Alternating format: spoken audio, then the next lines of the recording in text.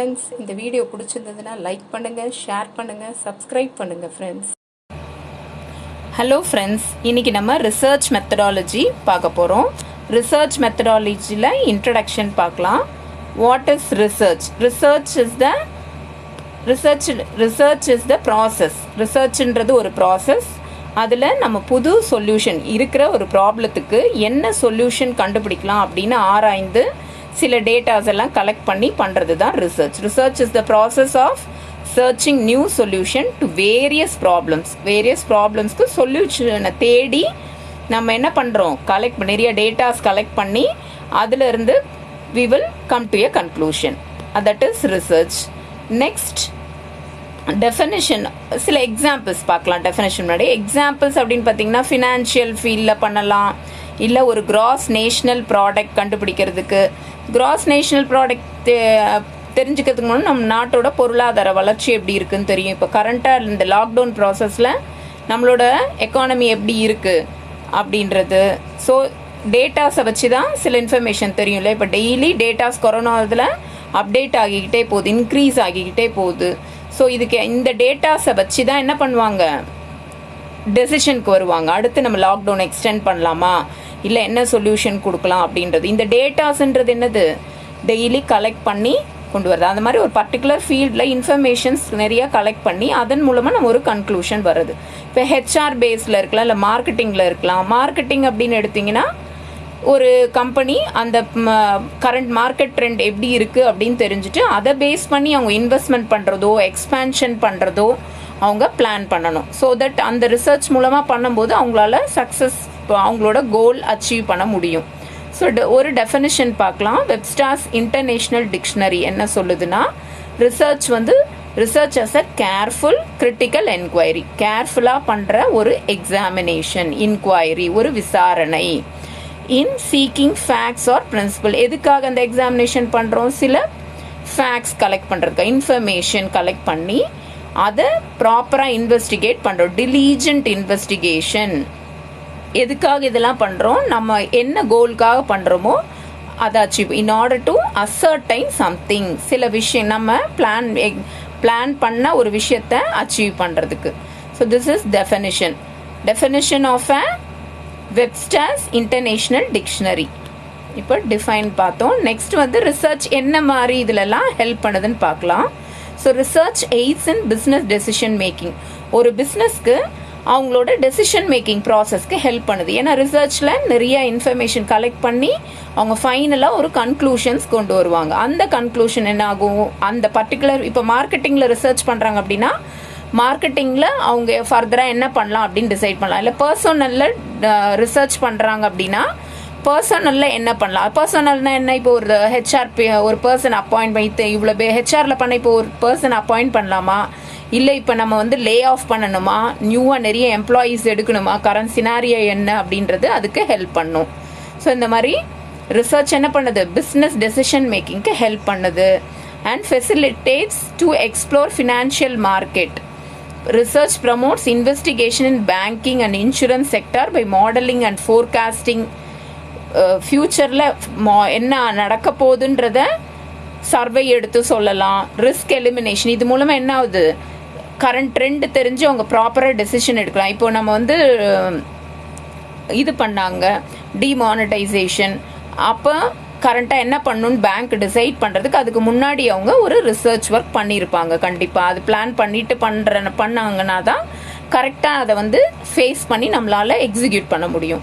Next, promotes good financial reporting. Research promotes diligent financial reporting by providing accurate results by conducting private public accounting ஸ்டடீஸ்லாம் பண்ணுறது மூலமாக research என்ன பண்ணுது, financial reports கிடைக்குது.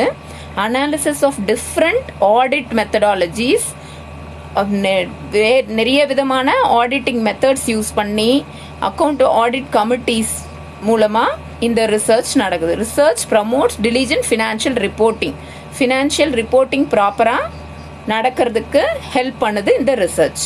இதுதான் இதோட point. Next, helps in effective utilization of human resource. Business manager can manage the human resource more effectively by conducting leadership analysis.